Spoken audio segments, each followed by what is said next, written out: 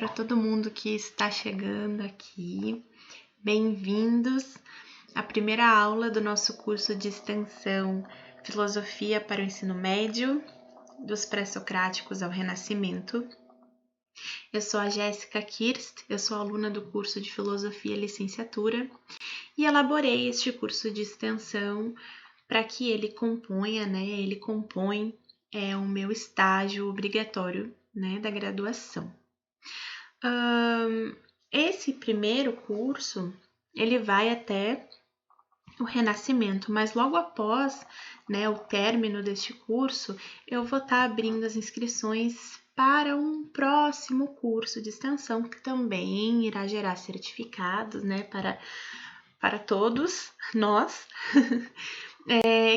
que iniciará em racionalismo e irá até filosofia contemporânea, certo? Hoje, no nosso primeiro encontro, na nossa primeira aula, nós vamos conhecer um pouco os filósofos pré-socráticos, que nós também chamamos de os primeiros filósofos, Os pré-socráticos, então, vamos começar por eles. Então, sejam todos bem-vindos e uma boa aula para todos nós. Antes de nós falarmos dos pré-socráticos, eu trouxe aqui para vocês o conceito da palavra filosofia, certo? Filosofia, ela é derivada de duas outras palavras, que é philos e sofia. Então, philos, que significa amigo ou amante, e sofia, que significa sabedoria. Então, a filosofia, o que ela é? Ela é amigo da filosofia, amor pela filosofia, tá? Amor pela sabedoria, na verdade. E filósofo, O filósofo seria o amigo ou amante da sabedoria, certo? Então, esse é o conceito da palavra. E o cara que criou esta palavra, que criou este conceito, ele é um filósofo pré-socrático. Então, Pitágoras criou este conceito, certo? O conceito da palavra filosofia, então, que deriva de outras duas palavras. Então, quem eram os pré-socráticos, Então, os filósofos pré-socráticos, eles eram pensadores preocupados com o entendimento acerca da natureza. Por quê? Porque o que se tinha de conhecimento referente à criação do universo nesse período, derivava-se, originava-se principalmente das cosmogonias, Então, as cosmogonias eram pensamentos mitológicos, ou seja, buscavam explicar a gênese do universo utilizando os mitos, Então, o que se tinha de conhecimento naquele período, no que acreditavam, eram nessas histórias, nos mitos acerca da criação do universo. Então, não se tinha uma resposta, ou não se buscava uma resposta racional para a explicação, do surgimento do universo, Então, os mitos, as crenças originavam, as explicações para o surgimento de tudo, como era. Agora, os pré-socráticos, em contrapartida, eles buscavam formas racionais de explicar o surgimento do universo. Então, contrariando as cosmogonias, contrariando o pensamento mítico, o pensamento mitológico, Então, diferente das cosmogonias, nós teremos as cosmologias, E a partir daí, cada filósofo irá propor o seu arquê, aquilo que originou o universo, E para isso eles farão uso da observação da natureza. Então, gente, cada um dos filósofos pré-socráticos vai viver a sua vida buscando um arquê, buscando uma explicação para o surgimento do universo, para o surgimento das coisas, como elas são, mas geralmente essa explicação derivava de algum elemento da natureza, né? Então, vocês vão ver agora no decorrer dessa nossa aula que cada um desses filósofos vivia sua vida buscando o seu arquê, tá bom? E vocês sabiam, né? Porque eu tô falando aqui dos pré-socráticos, né? Mas os pré-socráticos, a gente pensa tá pré, né? Que vem antes de Sócrates, né? Para vocês verem que Sócrates é uma figura tão importante dentro da filosofia que a gente tem aqui, que ele marca um período, né? Então, os filósofos que vinham com esse pensamento, né, desse arquê, esse pensamento, essa busca, né, de respostas acerca do surgimento do universo a partir dos elementos naturais, a gente vai ter posteriormente, isso vai ser na nossa próxima aula, o Sócrates, né, que ele já vem com um pensamento muito diferente, é uma quebra, inclusive, dessa linha que a gente vinha seguindo, né, filosófica, né. Então, os filósofos que vieram antes de Sócrates, a gente chama de pré-socráticos, e os que vêm a partir de Sócrates, né, ali no período clássico, a gente chama de filósofos, a gente pode chamá-los de socráticos, né. Não quer dizer que depois de Sócrates não tenham existido os filósofos com essa mesma linha de pensamento pré-socrática, né? Filósofos preocupados com as explicações acerca da natureza, né? Ou a pautada na natureza. Não, existiram, né? O próprio Aristóteles, enfim. Mas é só para a gente entender aqui que a gente está falando nesse momento de um período que antecede Sócrates, né? A gente está falando do período pré-socrático, tá bom? Espero que tenha ficado claro. Agora eu trouxe para vocês os principais filósofos pré-socráticos, certo? E nós vamos começar por este cara aqui que se chama Tales de Mileto. Considerado o primeiro filósofo ocidental, recebeu este título pois foi o primeiro a impulsionar a busca pelo conhecimento de como originou-se o universo, e para ele o universo tem como origem a água. O arquê para Tales de Mileto era a água. Uma vez que este elemento encontra-se em todos os seres, seria o mais importante, o elementar de tudo. Então vejam só, Tales de Mileto, então a gente já sabe que ele foi considerado o primeiro filósofo, né? Então, o principal filósofo pré-socrático, enfim, né? Ele é uma figura bem importante dentro da filosofia pré-socrática, né? E vejam só, ele foi buscar, né, racionalmente, né, a explicação para o surgimento do universo. E aí ele encontrou essa explicação em um elemento natural, a água. Então ele dizia que a água ela vive em tudo. A água faz parte do nosso corpo, a água faz parte de todas as coisas da natureza, a água está presente em tudo. Bom, se ela está presente em tudo, a água é o arquê. A água é o elemento que originou todas as coisas, certo? Então, Tales de Mileto diz para nós que o arquê é a água.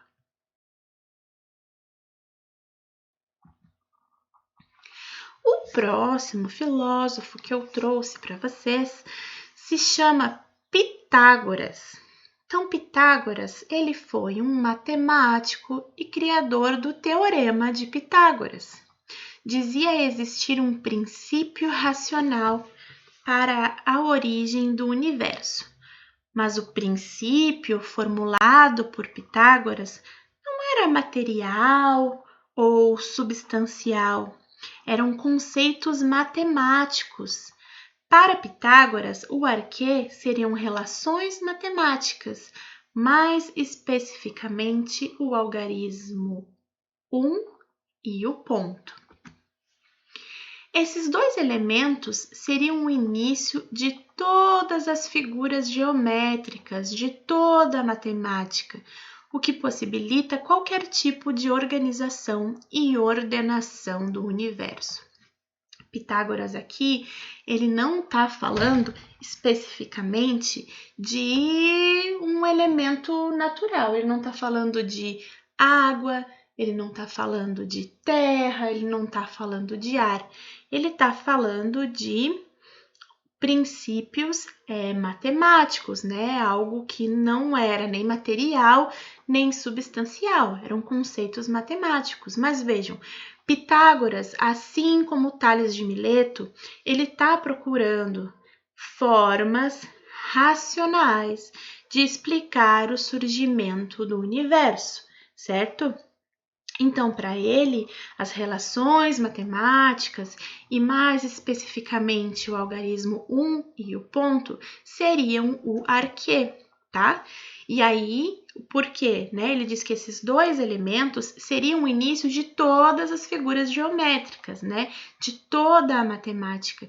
Então, é algo que possibilita qualquer tipo de organização e ordenação do universo, tá? Ele também está buscando na racionalidade, explicar o surgimento do universo como ele é.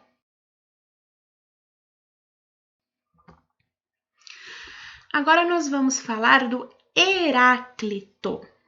Então, para Heráclito, o arquê era o fogo. Este filósofo dizia que o fogo possui a capacidade de renovação, pois suas chamas estão em constante movimento e possuem grande capacidade de multiplicação. A chama é queima de gases e de elementos que sempre se renovam. A essência da natureza para Heráclito era a transformação. E aqui eu trouxe uma frase bem conhecida do Heráclito, que diz assim: é impossível entrar duas vezes no mesmo rio. Eu já vou explicar, mas antes vamos aqui, ó. Então, vejam, ele também está buscando uma forma racional de explicar. E o arquê dele, né, aquilo que originou todas as coisas, é o fogo, era o fogo. Por quê? Porque ele dizia que o fogo é transformação. Uma vez que o fogo tem uma grande capacidade de se renovar, tá?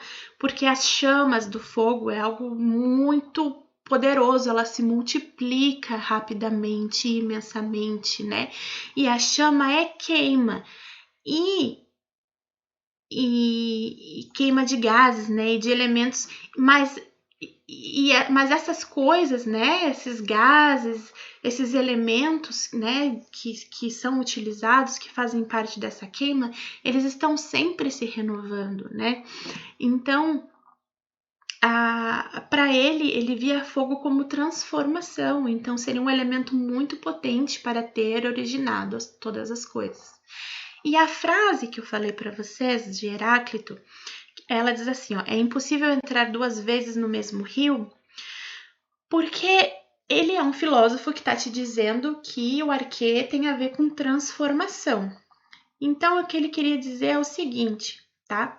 É impossível entrar duas vezes no mesmo rio, porque da próxima vez que eu for entrar neste rio, tanto ele quanto eu não seremos mais os mesmos, né?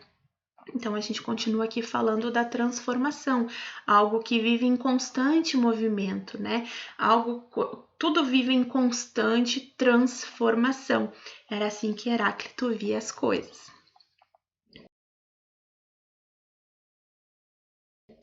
Agora a gente tem aqui o Parmênides, tá? Então, para Parmênides não há um princípio. tudo sempre foi daquela maneira, nada vai mudar, nada mudou, não existe um arquê. Tá, mas esse cara tá me falando que não existe um arquê, por que que ele tá aqui? Ora, se ele chegou à conclusão de que não existe um arquê, que tudo sempre esteve como está, que nada vai mudar, que nada mudou, não quer dizer que ele não tenha de alguma forma tentado entender como as coisas funcionam, funcionaram, certo? Eu não estou excluindo Parmênides de ter buscado explicações racionais para o surgimento do universo, mas a conclusão que ele chegou é que não há um princípio, não há um elemento que gerou todas as coisas, né? Tudo sempre foi como era, né? E sempre vai ser, nada vai mudar, nada mudou. Para ele não existe um arquê, mas isso não exclui ele de ser um pré-socrático, um filósofo buscando uma racionalidade para explicar as coisas, certo?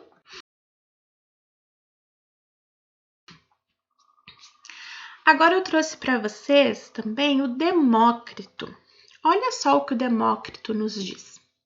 O princípio de tudo, para Demócrito, seriam os átomos. O universo seria formado dessas pequenas partículas indivisíveis, invisíveis, que se aglutinam e formam todos os seres, objetos e elementos que conhecemos. Esse conceito de Demócrito é estudado até os dias de hoje, certo? Então, para ele, o universo então seria formado dessas pequenas partículazinhas que a gente não consegue enxergar, mas que se juntam, vão se juntando e vão formando todos os seres, todas as coisas e todos os elementos que nós conhecemos hoje. Certo? Esses filósofos, eu os vejo como os principais filósofos a serem estudados quando a gente fala de período pré-socrático, tá? Quando a gente fala de pré-socráticos. Então, não adiantava também eu trazer uma imensidão de filósofos para vocês, sendo que eu fiz um apanhado daqueles filósofos que eu acredito que são mais cobrados, né? Então, seriam esses.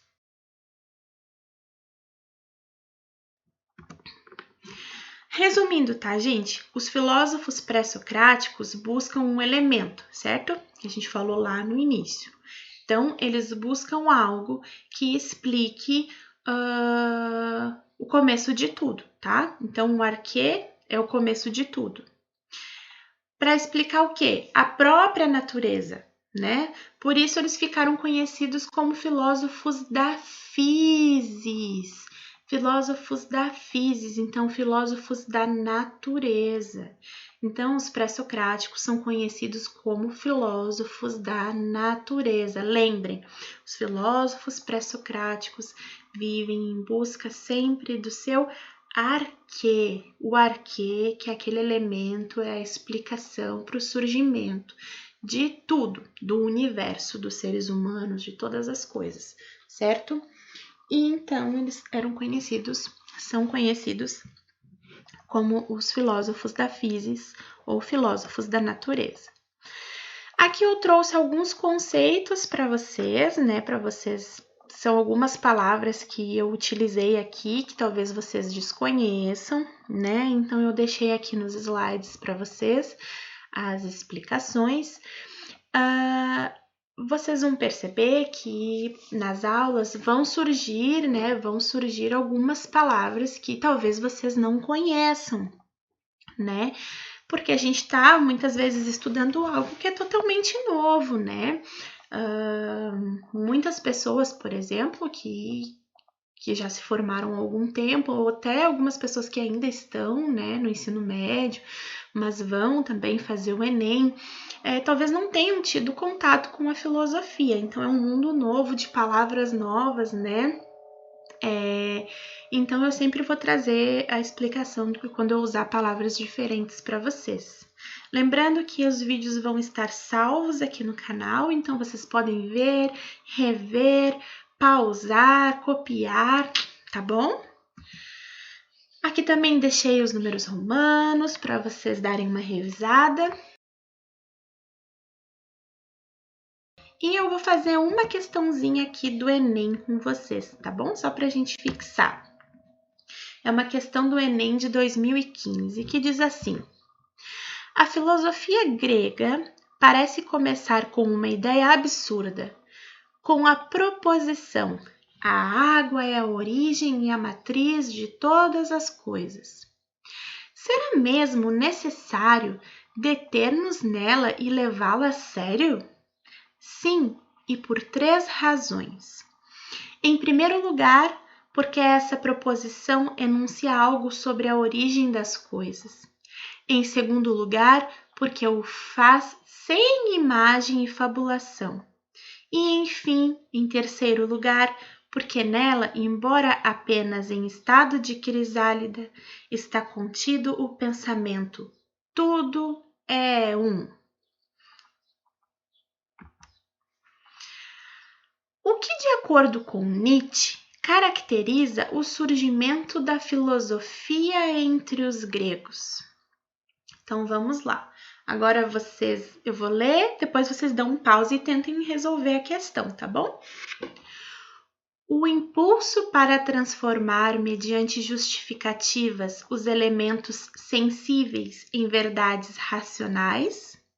B. O desejo de explicar, usando metáforas, a origem dos seres e das coisas. C. A necessidade de buscar de forma racional a causa primeira das coisas existentes. D. A ambição de expor de maneira metódica as diferenças entre as coisas.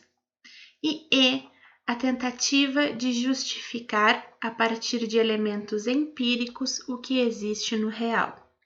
Então, agora, nesse momento, vocês dão um pause no vídeo e tentem, por favor, resolver essa questão para ver se vocês conseguiram entender o que foi explicado até então, tá bom?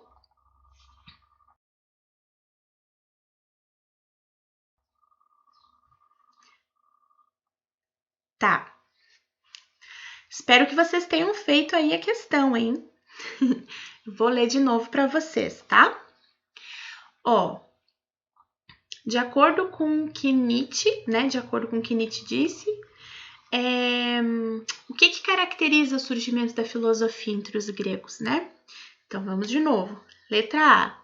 O impulso para transformar, mediante justificativas, os elementos sensíveis em verdades racionais. Não. Letra B. O desejo de explicar usando metáforas a origem dos seres e das coisas. Não. E vocês sabem por que não essa? Porque quem fazia dessa forma, né? Quem tentava explicar a origem de tudo usando os mitos, né? Eram os filósofos cujos os pré-socráticos discordavam, né? Essa era a forma que eles buscavam, que eles explicavam o surgimento de todas as coisas, mas os pré-socráticos vieram para se opor a essa forma de pensamento e sim buscar uma forma racional de explicar o surgimento das coisas. E aí vem a resposta certa, ó, que é a letra C, a necessidade de buscar de forma racional a causa primeira das coisas existentes. A causa primeira das coisas existentes. Então, a causa primeira seria o arquê, né? O arquê que originou todas as coisas. E aí, né? Isso a gente está falando de forma geral, né? Aqui a gente está falando dos pré-socráticos. Lembrem sempre que para cada um dos filósofos pré-socráticos vai existir, né, um arquê diferente. Então, para Tales de Mileto era a água, para Pitágoras os conceitos matemáticos e aí por diante, certo? Gente, espero que vocês tenham gostado da nossa primeira aula. Espero que vocês tenham conseguido fazer a questão, né? Lembrem que eu comentei, se ficarem dúvidas, vocês podem voltar o vídeo, vocês podem pausar, assistir quantas vezes vocês quiserem, o vídeo vai ficar salvo aqui no canal, né? E caso alguém não tenha feito a sua inscrição ainda, esteja assistindo o vídeo hoje, mas não tenha se inscrito, se inscrevam, porque se inscrevendo no curso, vocês vão receber o certificado, né? Após o término. Então, é só mandar o nome completo e o e-mail de vocês para o meu e-mail, né? tecakirst@gmail.com, né? Então, Teca com K e Kirst é Kirst. E que daí eu mando direitinho o relatório de todo mundo que se inscreveu para depois receber o certificado, tá bom?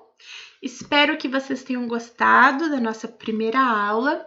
Nos vemos na próxima aula, que é filosofia clássica. Então, o nosso primeiro vídeo de filosofia clássica será sobre Sócrates. Tá bem? Um beijo grande para vocês, bons estudos e nos vemos. Tchau, tchau!